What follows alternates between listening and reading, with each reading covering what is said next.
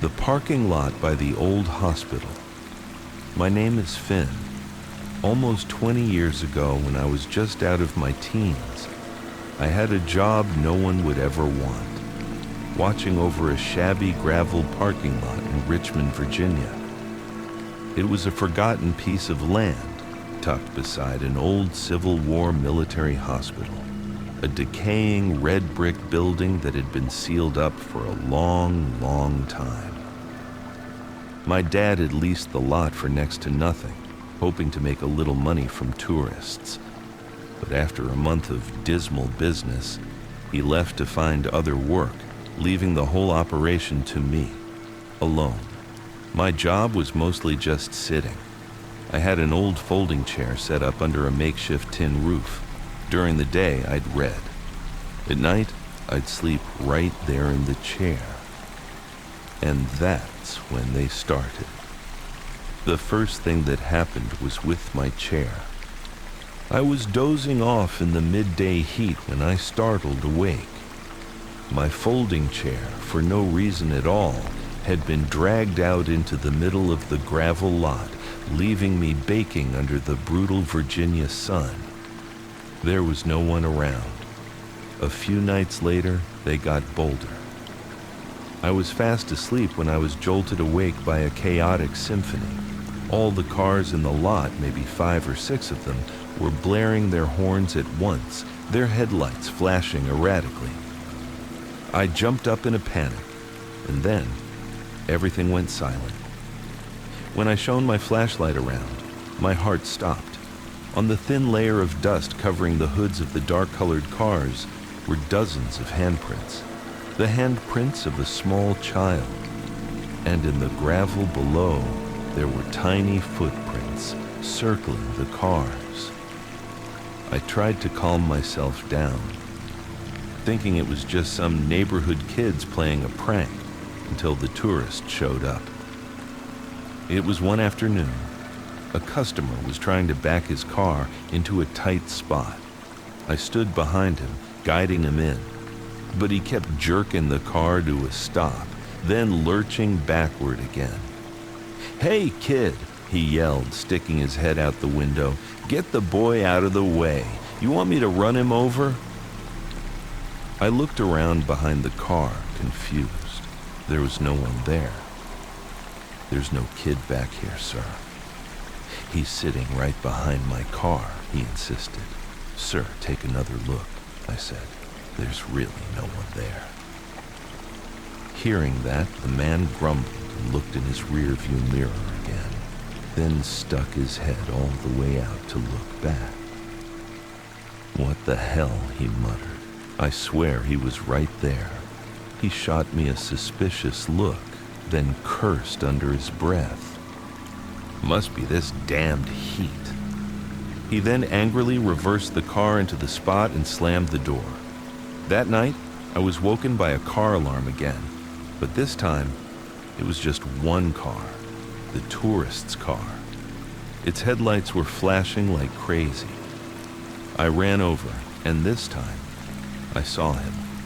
A small boy was standing on the hood of the car, bouncing silently. He was wearing old-fashioned clothes, and his face, it was unnaturally pale. When I shined my light on him, he turned to look at me, his eyes empty voids, and then vanished into thin air.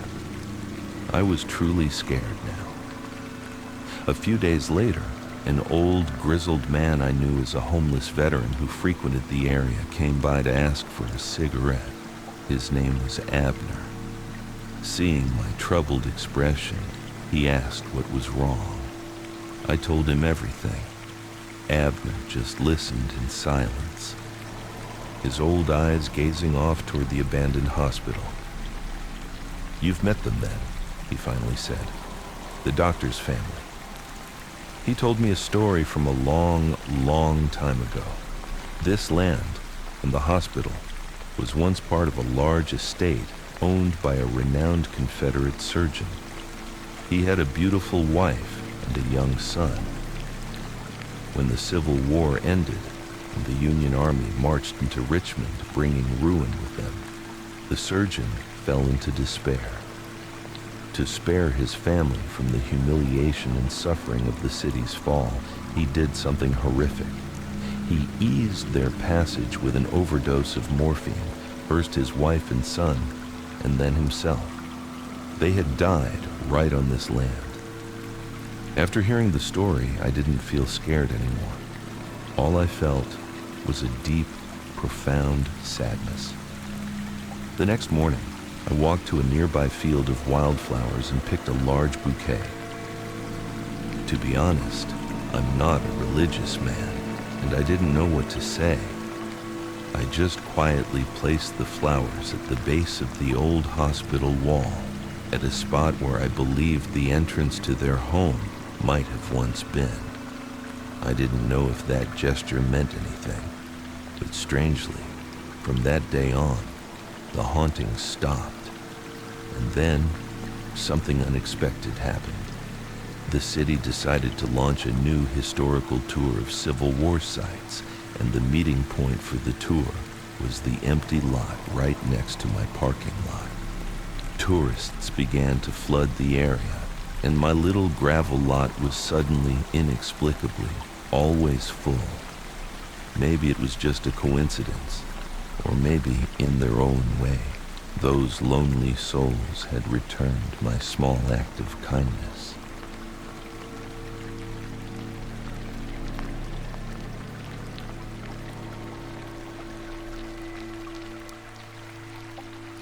The Weeping Photograph. My name is Aria. This is my mother's story, and the story of how my late father returned from the other side to protect his family in the most terrifying way possible. It happened over a decade ago when I was just 15. My father died suddenly in a traffic accident. He was the sole provider for our family.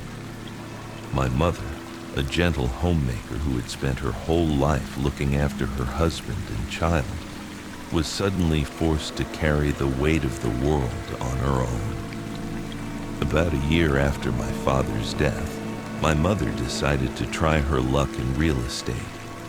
After a few successful small deals, she made a decent amount of money and even bought me a used car to get to school. She began to believe she had a real knack for the business. That's when Donovan appeared. He was another real estate agent, and after a few collaborations, he had completely earned my mother's trust. One day, he came to our house, his face flush with excitement. "I've found a golden opportunity," he said. "The owner is desperate for cash and is selling a prime piece of land for half its market value. I guarantee you can flip it in a month and double your money." My mother, full of confidence at the time, believed him. The problem was, she didn't have that much cash. Donovan then convinced her to mortgage our family home, the one my father had left us, to get a bank loan for the property. That night, my mother stood in front of my father's memorial, a simple photograph on the mantelpiece. She whispered to the photo, telling him about this life-changing opportunity. The moment she finished speaking, the photo frame suddenly fell flat on its face.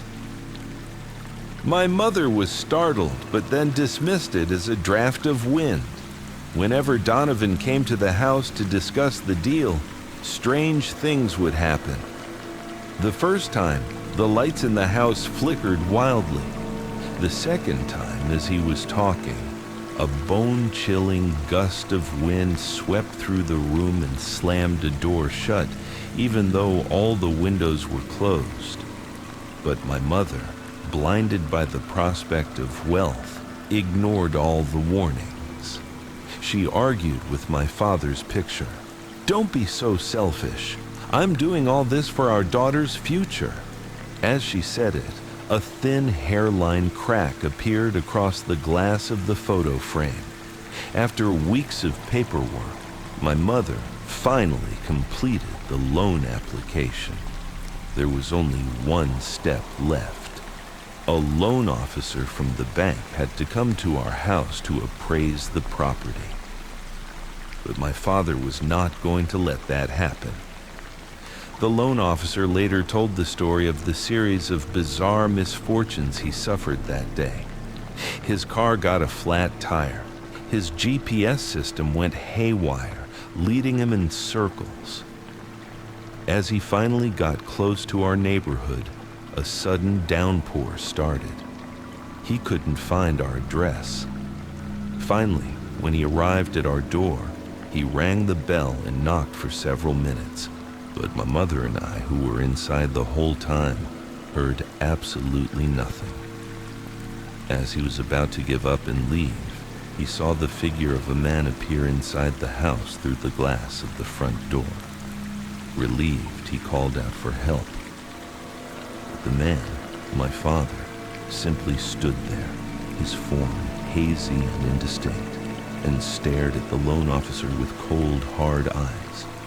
Then, he slowly raised a single finger and shook it back and forth. A clear, menacing gesture of no. Terrified, the loan officer fled and canceled my mother's loan application immediately. When my mother found out, she was furious. She went to the photo on the mantelpiece to yell at my father again. This time, from the corner of my father's eye in the photograph, a thick, black, tar-like liquid began to ooze out, running down the glass in a single dark tear. A few days later, my mother discovered the truth. She ran into a friend and told her about Donovan's deal. Her friend was horrified. "Oh my God, you were being scammed. That piece of land is worthless. Someone was murdered in the house on that property. It's haunted. No one will buy it. That guy Donovan is trying to trick gullible people into taking it off his hands." My mother was speechless. She was angry, relieved, and deeply guilty all at once. That night, she bought a bottle of good whiskey, poured a glass, and placed it in front of my father's photograph as she cried. Amazingly, after that, it was as if my father had given her his blessing. My mother's little diner business, which she had started on the side, suddenly began to flourish. Over time, she saved up enough money to open her own proper restaurant. Our lives changed. We knew that even though he was gone, my father was still watching over us, protecting his family in his own way.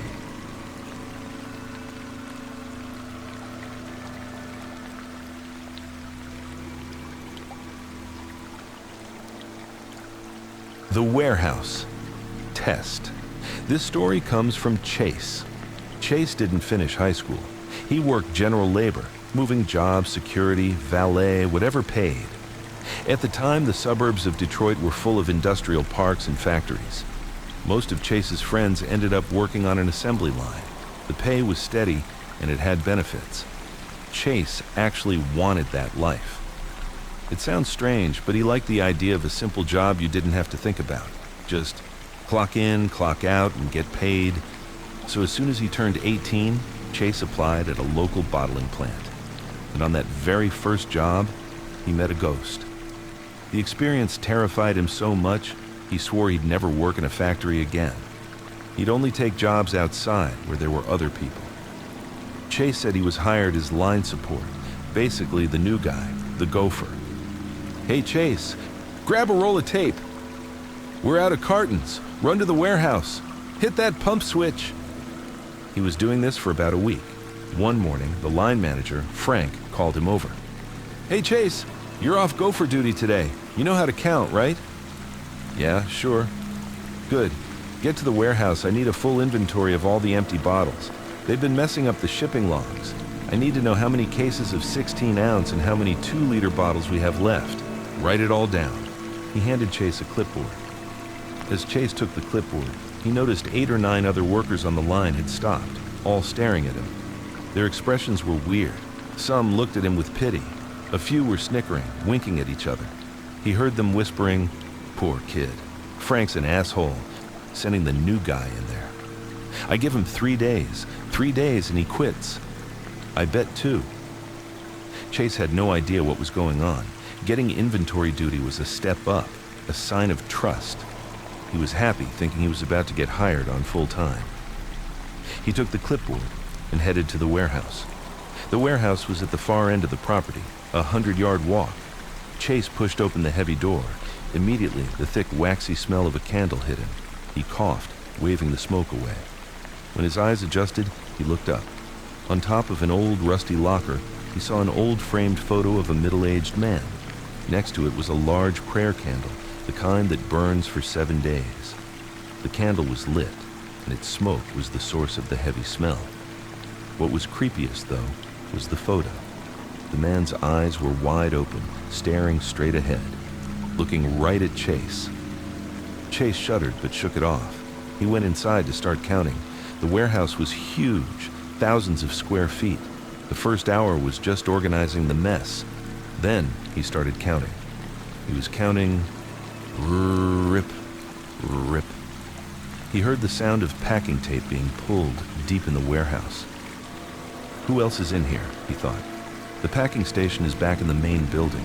He figured having a co-worker in there would be less boring, so he walked toward the sound. He got to the corner. No one. Just a roll of tape that had been pulled out and stuck all over the floor, draped over boxes like a sticky spider web. It looked like a kid's prank. What the hell? Chase muttered. He remembered Frank telling him to be neat, so he sighed, bent down, peeled all the tape off the floor, balled it up, and threw it in the trash. He went back to counting. 15 minutes later, rip, rip. This time, he also heard the thump-thump of cardboard boxes being unfolded. Chase walked back over. Again, no one. But this time, there were 3 or 4 flat-packed boxes, now assembled and sitting on the floor, ready to be taped. Next to them was a brand new roll of tape and a box cutter. It was as if someone had been just about to work, heard him coming, and vanished. "Hello," Chase called out. No answer. He was standing right by the only entrance. No one had come in or out. Weird. Whatever. He went back to work. An hour later, he finished the inventory. He walked back past that spot. The assembled boxes were gone. The tape and the box cutter were back on the shelf. It was as if nothing had ever happened. I must be seeing things, Chase thought, and took the clipboard back to Frank. Frank looked at him. "Done already. That was fast. Everything. Okay in there?" "Yeah, fine. Just a little messy." "Good.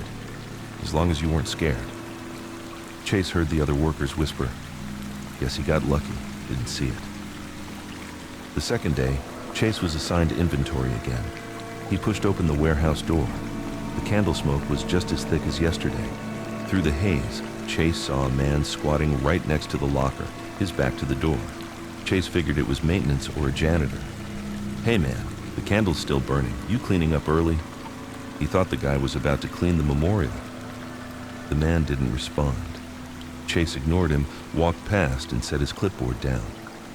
When he turned around, the man was gone. The photo and the candle were still there. How'd he leave so fast? He started his work. Half an hour passed. Thwack, thwack, thwack. The sound of the main circuit breakers being thrown. The entire warehouse went pitch black. What the hell? Chase thought. Are they messing with me now? He sighed, pulled out his phone, and turned on the flashlight. In the small, weak beam, he started walking back toward the door, yelling, "Hey, who's playing games? Turn the lights back on!" Scrape, scratch, scrape, scratch. He heard a new sound. It sounded like fingernails scratching on skin. He shined his flashlight toward the noise. It was coming from the same corner as the tape. He got closer. He saw a man in a factory uniform sitting on the floor, his back to Chase.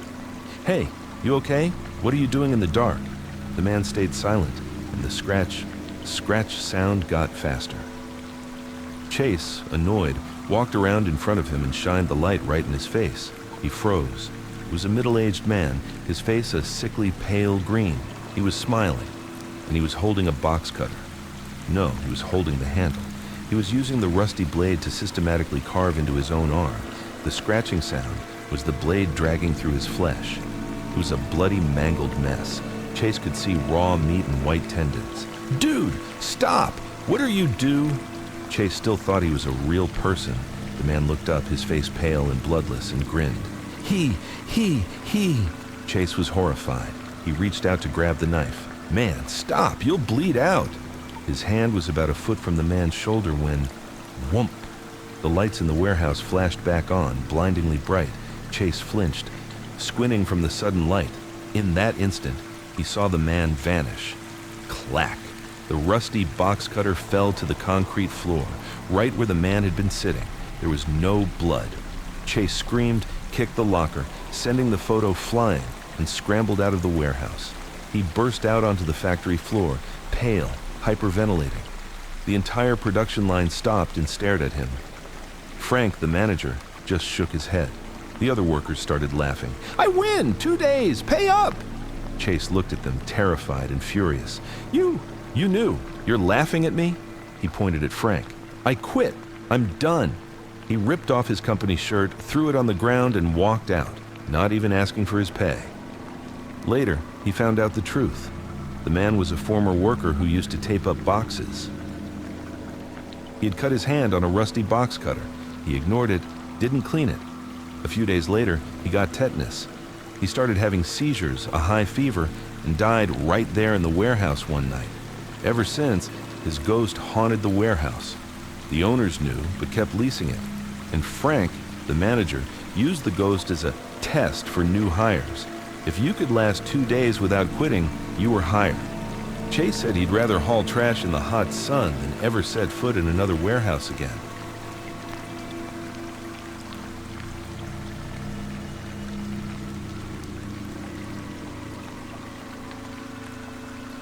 The Chalk White Bride. This story comes from Elena. She's 28 years old. The story happened just last year, during peak wedding season, when she was working as a freelance makeup artist in Los Angeles. She was professionally trained, but she didn't like the competitive, catty environment of working in a fixed salon. She took freelance gigs, specializing in bridal makeup and events. During wedding season, Elena was run ragged. High-end bridal boutiques in LA would get overbooked and call in freelancers like her to help. She got paid per face, and the boutique would charge the client a premium. This was the height of the season. Elena said she was so busy she didn't have time to eat, even running through the rain between gigs to make it on time. One evening, after finishing her last bride around 6:30 p.m. at a large boutique, Elena felt completely exhausted. She had a fever from being soaked in the rain for days. She asked the owner if she could rest for half an hour. "I'm so tired. I just need to lie down." "Sure, go lie down under the staircase," the owner said. The area under the stairs was just a storage nook for fabrics and supplies. Elena only planned to close her eyes for 30 minutes, but she was so sick and tired, she fell into a deep sleep. She woke up to a sound. Scree, scrunch. It was the sound of a salon chair, the heavy hydraulic kind, twisting on its base. Elena jolted. "Oh God, what time is it?" She checked her phone. 9:30 p.m. She'd been asleep for over 2 hours. She sat up, still hearing that scrunch sound from the main floor. Who's still here? She got up and walked out from under the stairs. The entire salon was pitch black. She looked toward the styling area near the front entrance. In the dim streetlights filtering in, she saw a woman sitting in a salon chair. At first, Elena thought it was a bride because the woman was wearing a big white poofy dress. Why is a bride still here at 9:30 at night? Elena looked closer. The woman's hair was a huge, teased-out 80s-style perm. Ma'am?" Elena walked closer. "Everyone's gone. Are you okay?" The woman just sat there, hands on the armrests, and the chair kept turning, slowly, back and forth. Scree, scrunch. Elena got closer and noticed she couldn't see the woman's feet. Oh, she must be sitting cross-legged on the chair, so the dress is poofed out, she thought. She could see the woman's face. It was furious, seething with anger, and her face was chalk white. Elena was a makeup artist. She knew the look. It was a thick foundation base with no blush, no eyeliner, no color. Just a flat, blank white mask. "Ma'am, are you waiting for someone?" The woman didn't answer. She just kept her lips pressed tightly together, her eyes wide, staring at Elena with pure rage. Elena started to feel strange. Are you okay?" As Elena got about 15 feet away, the woman suddenly rose up. She didn't stand. She was still in a seated position, but her entire body in the chair lifted off the floor. Elena froze. She looked under the chair. No feet, no hydraulic base. The chair and the woman were hovering a few inches off the ground. Then she started to move. Still seated, she glided toward Elena very slowly. Scrouch. Elena backed away in terror. "What? Where are your feet? How are you?" The girl kept gliding closer, her white face blank, lips pursed, eyes staring. When she was about 6 feet away, she lifted her arms as if to grab Elena. Elena screamed and spun around to run. Thud! She tripped over a single step-up that separated the salon floor from the lobby. She hit her head on the tile and blacked out. Elena woke up to the sound of the owner and the staff returning from dinner. "Elena, why are you on the floor?" They helped her up. Elena was hysterical. "Ghost! The bride! The chair!" She was terrified, but she was still a professional. Her kit was her life. Her professional makeup kit was still on the table. She ran to it, stuffing her supplies back in. "I'm leaving. I'm never working here again. This place is haunted." She grabbed her kit, ran to her car, and drove straight home, praying the whole way. When she got home, after she finally calmed down, Elena opened her kit to clean it, as she always did. She froze. Her entire kit, worth thousands of dollars, had been destroyed. Foundation bottles were punctured. Eyeshadow palettes were clawed to pieces. Lipsticks, expensive Tom Ford and Louboutin tubes, were snapped in half. Mascara wands were bent. Hairspray had been emptied, covering everything in a sticky, disgusting mess. Elena knew the staff hadn't done it. They needed her for the busy season. She suddenly understood. That ghost, the ghost bride, she did this. Her fear turned to rage. She said she hated that ghost. That kit was her livelihood. The next morning, the owner called to apologize. "Yeah, the salon has issues. Dresses get torn and makeup gets ruined sometimes. I'll pay for some of the damage." Elena refused the money. She just said she was never coming back. She's still haunted by that white blank face, hovering, its lips pursed, staring at her.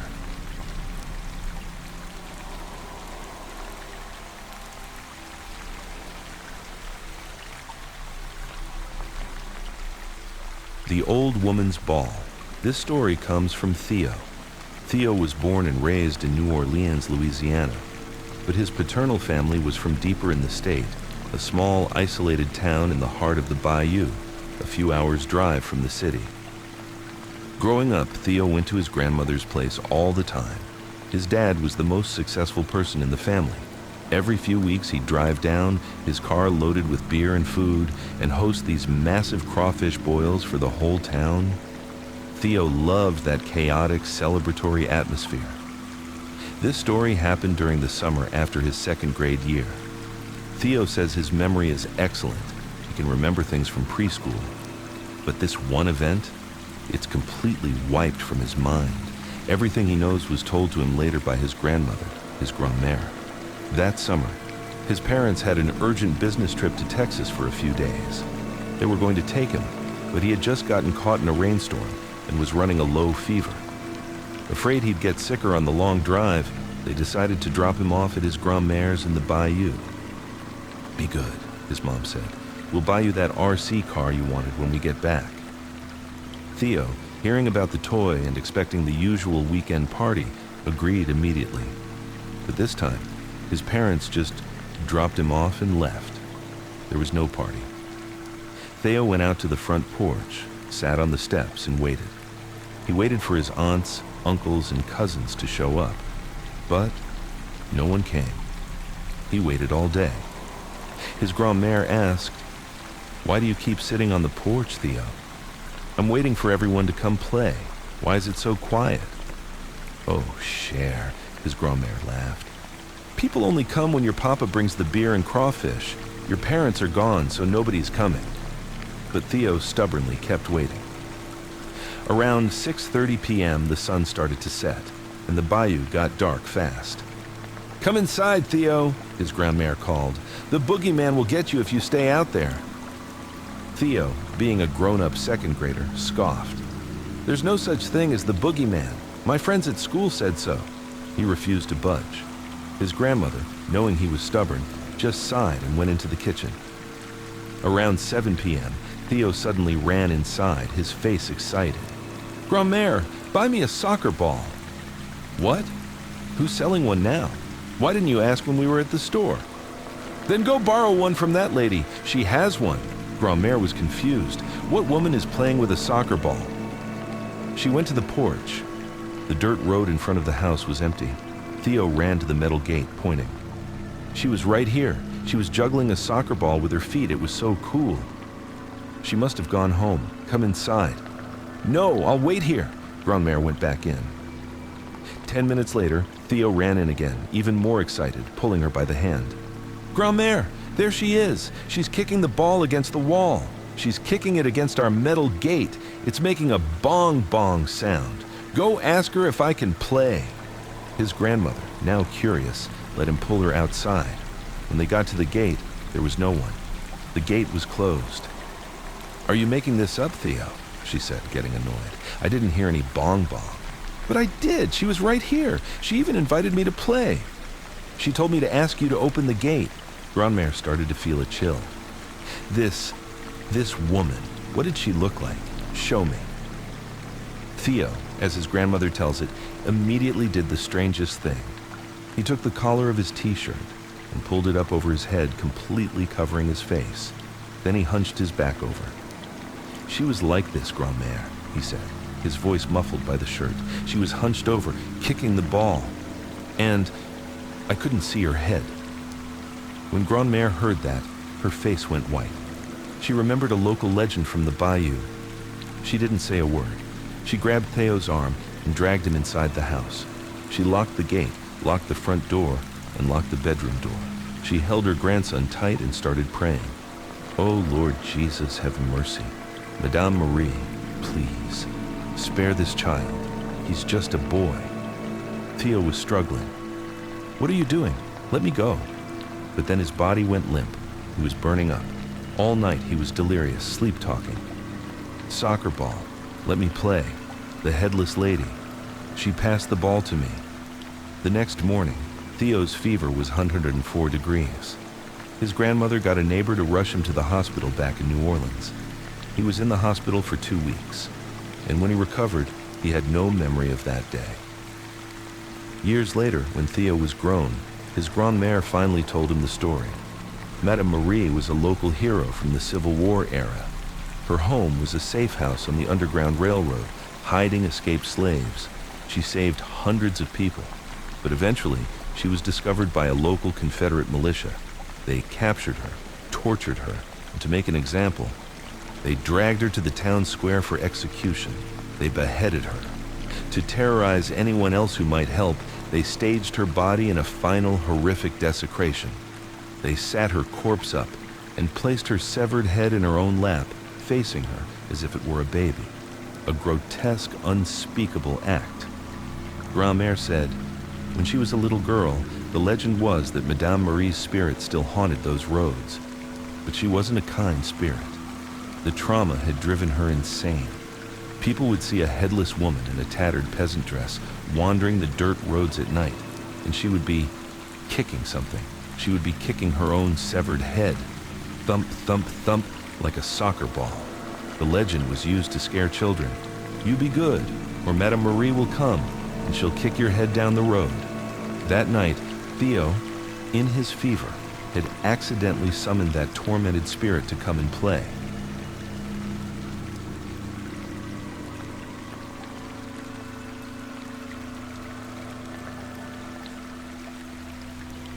The girl who buried her child. This story comes from Sam. Sam's dad was an explorer.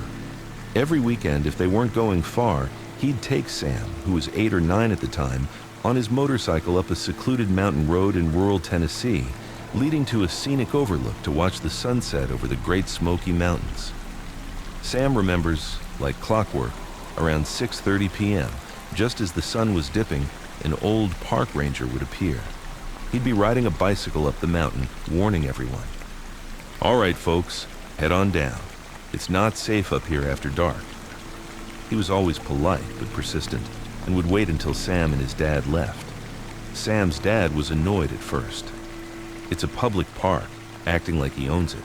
"We're not drinking or causing trouble." But after a few times, Sam's dad brought a couple of beers and some jerky, stopped by the ranger station at the base of the mountain, and sat with him. "Look, man," Sam's dad said, "I gotta ask, why do you chase us off the mountain so early every time? Is it bears? Criminals?" The ranger, sipping his beer, looked at Sam, then sighed. "I only chase you off because you've got the kid with you. If you were alone, you could stay up there all night for all I care. The question is, would you want to?" "What do you mean?" "I'm afraid the boy might see her, and seeing something like that, it'll haunt him for life." The ranger told them he'd only been working that post for a few months. One night, around 8 p.m., it was drizzling. The grooved concrete road was slick. He was about to go on patrol when he saw a car speed up the mountain. No headlights, driving reckless, and he could hear the driver crying. He thought, just another heartbreak. Worried, he put on his rain gear and followed on his bike. He got a few switchbacks up and saw her car parked on the shoulder, headlights on. He heard a sound, scratching, digging. He got closer and saw the young woman, on her knees, clawing at the dirt at the edge of the woods, trying to bury something. "Hey!" he yelled. "What are you doing? You can't dig up here."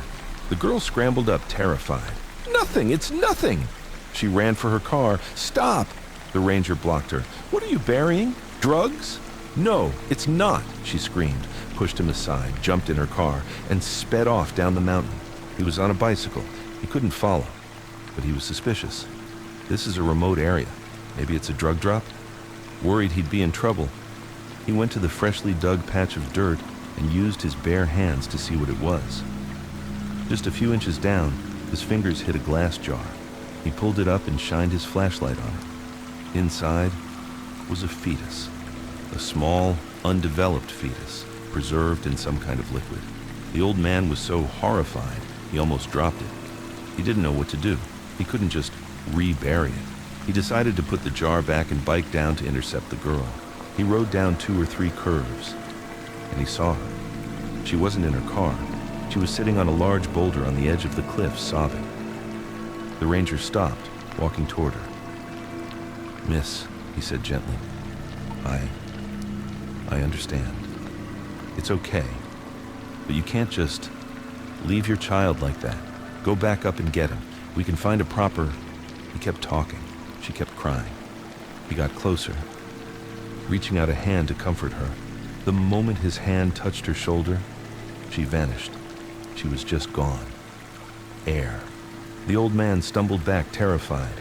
He shined his flashlight down the cliff by the boulder, 15 feet down. The car was upside down, crumpled, and the body of the girl was hanging on the rocks, bloody and broken. He realized then, she must have sped off, hit the slick curve, and flown off the cliff. The thing he saw burying the jar, the thing he saw crying on the rock, it was already her ghost. The old man, terrified, biked for his life back to the station and called the sheriff's department.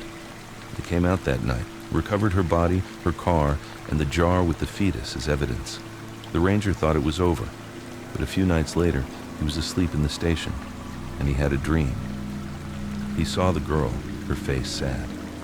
"Sir, I'm hungry, but why won't you let my baby drink? He's so thirsty." He woke up, cold with sweat. The next morning, he bought a carton of milk, drove up to that empty hole where she had dug, and poured the milk into the dirt. "Here for your baby, now leave me alone." But he felt sorry for them. From then on, every few days, he'd light a candle on the boulder where she died and pour milk on the empty grave. He said he did it partly out of fear, partly out of pity. "The reason I chase you and your boy away," he told Sam's dad, "is because other families have come up here. They'd be fine, but when they'd leave, their kids would be screaming. They'd stop at my station, asking for a first aid kit. Their kids would have scratches and pinch marks all over them. I think she hates it. She sees other kids, happy with their parents, while her baby is buried in the dirt. She gets jealous. She lashes out. Sam's dad listened. His face went pale. He didn't say a word. He just stood up, stubbed out his cigarette, and grabbed Sam's hand tightly. "Thanks for the story. We're heading home now." He pulled Sam to the motorcycle, started it, and drove straight off. From that day on, he never took Sam up that mountain to watch the sunset again. The ranger's warning had worked. Sam said, now that he's grown up, he still gets a chill driving past the base of that mountain at night. He wonders if the girl's ghost is still sitting on that rock, and if the baby is still crying for milk, now that the old ranger is retired and no one is left to bring it any.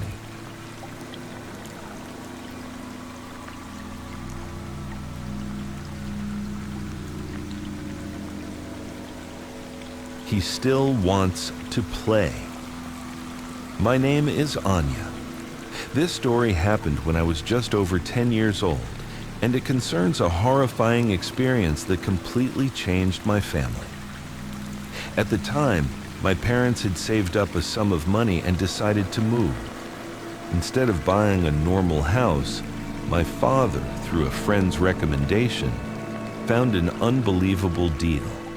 A small apple orchard in rural Oregon, being sold for a ridiculously low price. Not only did it have the orchard, but the property also came with a spacious single-story house. My family had 3 children, my older brother, Ethan, me in the middle, and my younger sister, a little girl we all called Pip. We were so excited when we moved to the new place. The house was in good condition, and best of all, the 3 of us kids each got our own room, but that joy didn't last long. A cheap price always comes with a hidden cost. Just a few days after we moved in, my father invited his friends over for a barbecue to celebrate and show off his new property. The party was held in the yard, right next to the apple orchard. Among the guests was a friend of my dad's who brought along his son, a boy named Cole. Cole was a quiet kid and was said to be very sensitive. He had a near-drowning experience when he was younger and had been very perceptive of strange things ever since. That afternoon, Cole and I played together in the apple orchard. But as evening began to fall, around 6 p.m., Cole's demeanor changed completely. He didn't want to be alone and stuck close to his father. Cole's dad kept insisting they had to leave early, saying, "My son can't be out after dark." The party was in full swing, and my father, wanting them to stay, kept persuading him. And then, it happened. Cole was sitting on a lawn chair when he suddenly flew backward as if someone had grabbed him by the collar and yanked him. He fell to the ground and was dragged a few feet across the grass. All the adults, even those who were a bit tipsy, witnessed the horrific scene. Cole's father, horrified, quickly pulled his son up and dragged him away. Before getting in his car, he turned to look back at the dark orchard and screamed out in a mix of anger and fear, "What the hell is going on here?" Later, he told my father what happened. Cole said that ever since it got dark, he kept hearing a man's voice calling his name from within the orchard. And when he was pulled from the chair, he felt an invisible hand grab his collar. After that night, strange things began to happen to my family, especially to my little sister, Pip. Pip was only 4 or 5 at the time. She loved to play in the orchard, but a week after the party, she no longer dared to go into the orchard alone. One evening, while we were all watching TV, we suddenly realized Pip was missing. Panicked, we all went to search for her. We finally found her sitting on an apple tree branch at the far end of the orchard. She was crying hysterically. When my father lifted her down, we were horrified to see that her pants had been pulled halfway down her legs. Sobbing, she told us what had happened. There was a man. He asked me to come play. He lifted me onto the tree, and then he pulled my pants down. At the time, I was too young to fully understand, and just thought my sister was making things up. But a few days later, it happened again. This time, while we were in the middle of dinner, Pip disappeared again. Just as we noticed, she came running in from the orchard, completely naked from the waist down, wearing only her shirt. She was screaming, "That man pulled my pants off again." When my mother held her to check, she froze. All over my sister's legs were slimy patches, as if she had been licked by an animal. My father flew into a rage. He grabbed an axe and ran out into the orchard, shouting and challenging the invisible man. But of course, no one was there. The final climactic event happened to my older brother, Ethan. One evening, my father again had friends over for drinks. To make a man out of him, my dad had Ethan sit at the table with the adults. At first, Ethan was talking and laughing, but after a few drinks, he became sullen and silent. He didn't say a word, just sat there, glaring at each person at the table with a look of pure hatred. When one of our uncles put a friendly arm around his shoulder, Ethan shoved him away and began to curse at him with extreme vulgarity. "Get your hands off me! Get out of my house! All of you, get out!" The guests were shocked and embarrassed. They quickly got up and left. My father, feeling humiliated, slapped Ethan hard across the face. In that instant, it was as if the spirit left him. Ethan collapsed to the ground, crying, with no idea why he had just acted that way. As everyone was leaving, my little sister, Pip, suddenly pointed behind Ethan, who was still kneeling on the ground. "Mommy," she whispered, "it's the man who pulled my pants down. He's standing behind Ethan, with his hand on his shoulder." My mother looked but saw no one. At that moment, we all knew. My brother had been possessed by that same ghost. After that night, my father started asking around the old-timers in the area, and he finally learned the property's horrific truth. About 6 months before we moved in, the previous owner of the orchard had a 12-year-old daughter. He had hired a young man to work as a farmhand. That man had attempted to assault the little girl, but luckily she escaped and called for help. The man wasn't arrested, but a few days later, his dead body was found in the apple orchard, severely beaten. Everyone in town suspected the father, who was known to have a temper, had taken revenge. But with no evidence, the police couldn't do anything. After the incident, the owner quickly sold the orchard for a cheap price, and my father, lured by the low price, had bought it. The spirit of that depraved young man, having died a violent death, could not move on. It remained in the orchard, continuing to perform the same hideous acts he had attempted in life. After learning the truth, my family didn't dare stay another day. We hastily sold the farm, taking a loss, and moved away.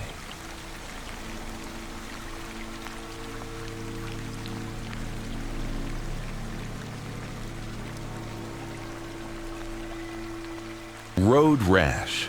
My name is Leo. This happened when I was just 9 years old, a time when my world revolved around simple things: summer vacation, my bicycle, and the stories adults told. My family lived in a small town in upstate New York. Most afternoons after school, I'd ride my bike to my uncle's auto shop.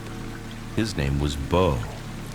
It wasn't a fancy garage, just an old tin-roofed workshop on a quiet stretch of highway. To me, that place was the whole world. Uncle Bo was a gruff but kind mechanic.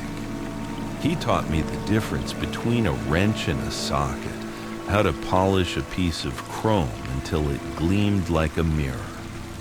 And most importantly, he told me stories about bikers, cross-country road trips, and the occasional late-night poker game he'd play at a bar down the road. At that time, there was an old motorcycle parked in the corner of the shop. It was a classic American cruiser, deep purple, and it looked like it had been sitting there for a long time. Uncle Bo said he'd bought it for cheap and was planning to fix it up to sell for a profit. A few weeks later, one afternoon, Uncle Bo had to leave for an emergency meeting at the bar. "Leo, watch the shop for a bit, will you?" he said. "If anyone comes by for a repair, tell them to wait. I'll be right back." I nodded.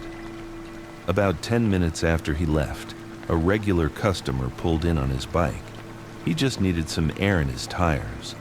While I was fumbling with the air hose, the customer grumbled. "Where's your lazy friend? Leaving a kid to do all the work?" I looked up, confused. What friend? The customer jerked his chin toward the inside of the shop.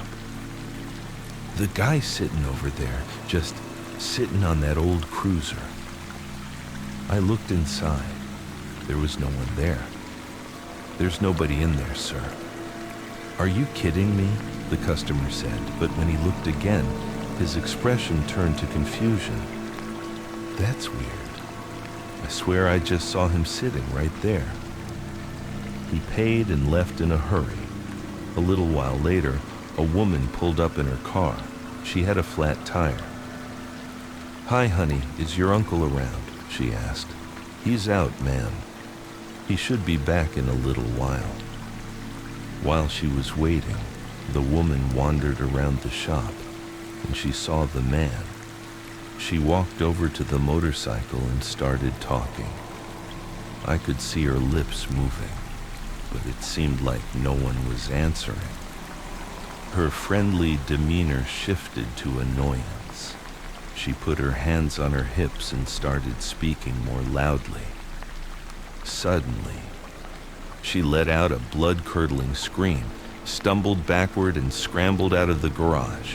She jumped in her car and sped off, leaving her flat tire behind. I stared into the shop. The cruiser was still there, silent and empty.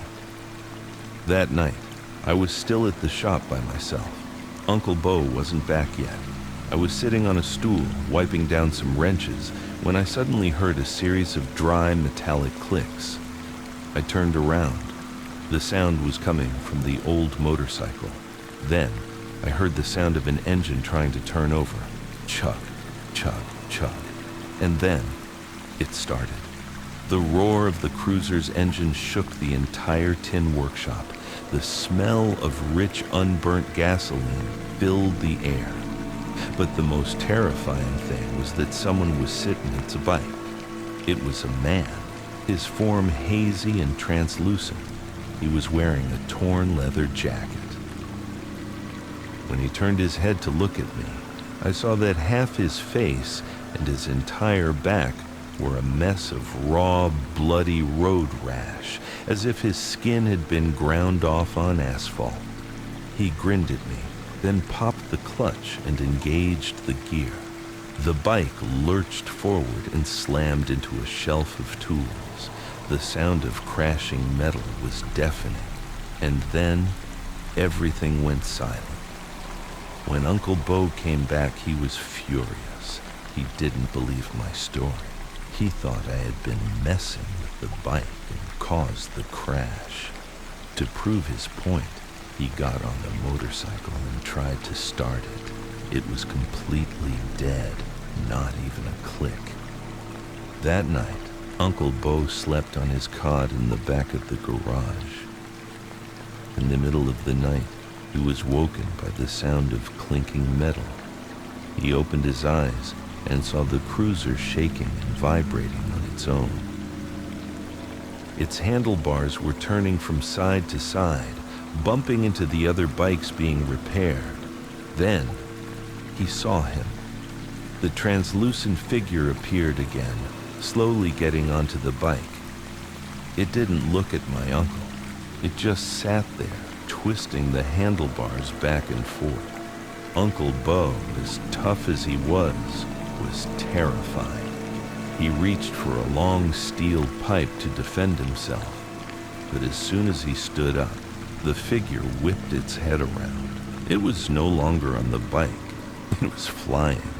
It lunged straight at him. My uncle only had time to scream before he passed out. The next morning, my grandmother had to come. After hearing the story, she just shook her head. Bo, you need to get that thing out of here. Now. My uncle didn't argue. He sold the bike to a scrapyard that very day, taking a loss just to be rid of it. We found out the truth later. The person who had sold the bike to my uncle was the son of the previous owner. He had told my uncle that his father had passed away. He had failed to mention that his father had died in a violent crash on that very same motorcycle.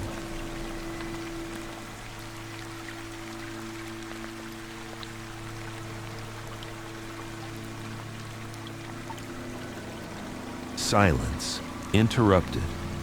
My name is Silas, and I'm an audioscape collector, not of music, but of dying sounds, the shriek of a dial-up modem, the clatter of an old typewriter, or the absolute silence of an abandoned church. I seek out the echoes of the past, and that's why I found myself at the old lighthouse in Acadia, Maine.